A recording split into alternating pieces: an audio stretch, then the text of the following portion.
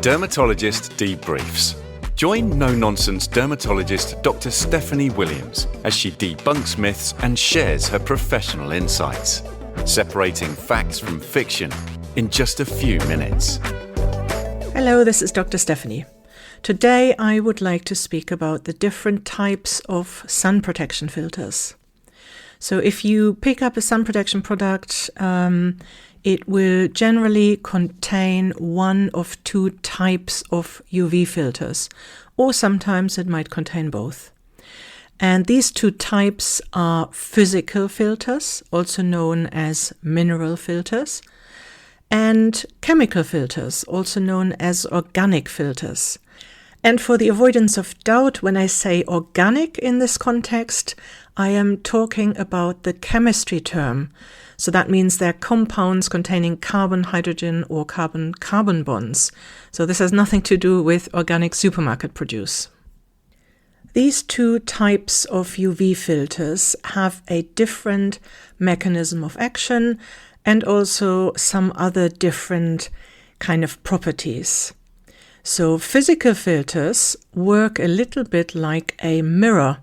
They create a barrier on top of our skin that reflects and scatters UV rays before they even enter the skin. Chemical filters, in contrast, work more like a sponge. They absorb UV rays, convert them into heat, and then release that heat from the skin. So chemical filters do allow UV to enter the skin, but convert it into a less aggressive type of electromagnetic radiation, namely infrared irradiation. Physical UV filters contain active ingredients like, for example, zinc oxide or titanium dioxide. Chemical sunscreens use organic compounds such as avobenzone, octinoxate or oxybenzone. And there are pros and cons to both groups. Physical sunscreens are generally better for sensitive and allergy-prone skin because they are less likely to cause allergies and irritation. Chemical sunscreens, on the other hand, tend to be lighter in texture, making them typically more suitable for congested and breakout-prone skin. So if you suffer with acne, you may get along better with a formulation containing chemical sunscreens. Chemical sunscreens are also often easier to apply and cosmetically more elegant, which makes them very popular for daily use in sun protection moisturizers. Physical sunscreens may leave a white cast on the skin, especially in darker skin tones, although newer micronized formulations and tinted versions have greatly improved on this issue. And I do really like physical filters because they are quite inert and they reflect the sunlight before it even enters the skin, which is a nice concept. Also, physical sunscreens start working immediately upon application, whereas chemical sunscreens need about 15 or 20 minutes to become effective after you've applied it on the skin.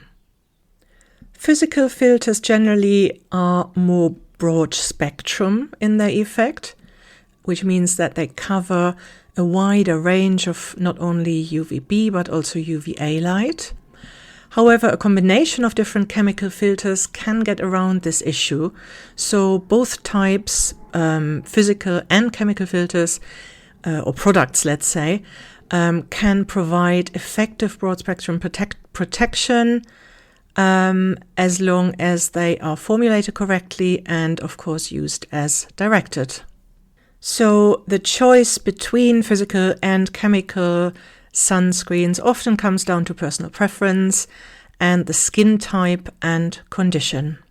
However, one thing I want to mention is that both physical and chemical sunscreens only protect from UV light, ultraviolet light. In an ideal world, they do that in a broad spectrum way, meaning covering both UVB and UVA. But what neither of them does is protect the skin from infrared or visible light. So these are, of course, the other two types of sunlight that our skin is exposed to when we are outdoors. And both of these also contribute to, for example, irregular pigmentation and other skin issues. And that's where antioxidants such as topical vitamin C come in. Because even if you're using a really well-formulated sun protection product with UV filters, you are only ever protecting the skin from ultraviolet light. But there is, of course, there are more types of electromagnetic irradiation emitted from the sun than just UV light. Another question I'm often asked when talking about sun protection products is whether there's a difference between a dedicated sunscreen of, say, SPF 50 and a moisturizer with SPF 50. And the answer is no. SPF is SPF is SPF. So if it says SPF 50, then it has been tested to that effect in the lab. And you get the same degree of protection whether this product is labeled as a sunscreen SPF 50 or whether it's for example, something labeled as a day moisturizer that contains an SPF 50. So it's completely fine to use them interchangeably with regards to your protection level. And I want to finish this session off with a tip. So if you are wearing daily SPF to slow down the skin's aging process, for example, always, always, always combine this with a vitamin D supplement. You can get vitamin D supplements over the counter, and you could start with a dose of, for example, 2,000 to 4,000 units per day. You may need more. I personally take 8,000 per day, for example. But I would recommend a blood test if you are taking higher levels to make sure that you're not going overboard. And speaking about going overboard, please also listen to one of my previous posts from a couple of weeks ago or so, where I talked about the question whether we are maybe overdoing sun protection. I know, very controversial topic, and I will leave you with that. I will speak to you again soon. I hope this all makes sense. Goodbye.